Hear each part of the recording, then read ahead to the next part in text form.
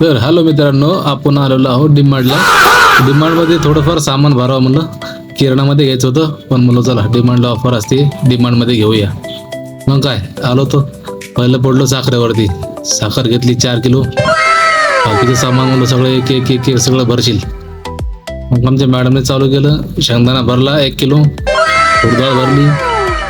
चालूच आहे एक एक एक एक सामान घेणं. पॅकिंग केली. म्हणून आता इथून पुढे चण्याकडे जावा. तर काबुली चना घेतला.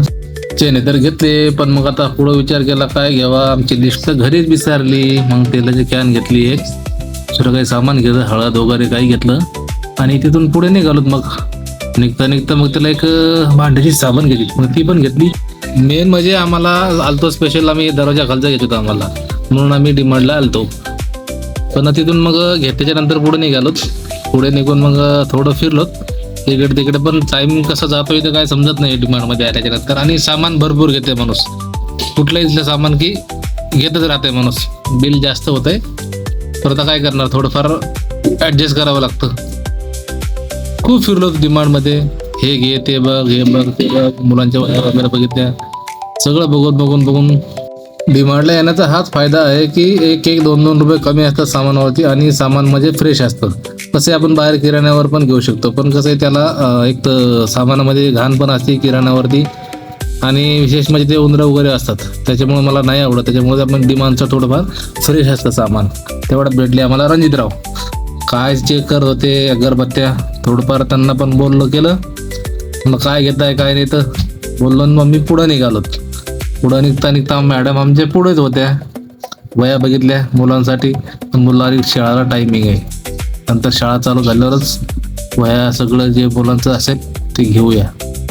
मग काय निघालो तिथून पुढं निघालो तर मॅडम म्हणू लागल्या आपल्याला घ्यायचे पेन मुलांसाठी. पेन घेतले, पण मुलं आता शेवटला आपण शाळा चालू झाल्यावर घेऊया एक बार. मुलांचं जे काय असेल ते घेऊ. मग गेलो बिस्किट गल्लीला. बिस्किटामध्ये काय घ्यावा काही कळना. बाय 1 गेट 1चे काय ह्या होते, पण मॅडमला आवडला हॅड स्टिक. हेच घ्या, हेच मुलांना आवडतंय. मग काय घे म्हणलो घ्यायचं तर हेड स्टिक. तिथून हेअर स्टिक घेतला आणि ऑफर बघू लागली, कोणती ऑफर काय आहे कशी आहे. ऑफर चेक करता म्हणजे नाही हेच बरं आहे, हेच घेऊन टाका. मग काय घेतलं तेच. आणि तिथून मग म्हणलं आता काय विसरले आणखी. तर इकडं बघ तिकडं बघ, बघता एक दुसरा छोटावाला घेतला तिथं. बोललो छोट्याची किंमत पण 24 रुपये आहे, त्याच्यापेक्षा मोठा परवडतोय, मोठाच घे म्हणलं. मग मोठा घेतला आम्ही. बघ छोटा कशाला घ्यायचा, मोठा असतं रे मग. आणि मोठा घेतला थोडा स्वस्त पण पडतो, त्यामुळे म्हणलं घे मोठा. चल जाऊ दे. बाय 1 गेट 1चे पण भरपूर ऑफर होती तिथे. मॅडम हे बघ ते बघ, पण मॅडमला काय आवडलं नाही. दुसरा काय म्हणलं घे, हाच घे बस होते. मुलांना पण हाच आवडतोय. मोनॅको, पार्ले ही पहिले खायचं मी, आता नाही खात. मग काय निघालो तिथून पुढे. आता बिलिंगला जातो मी.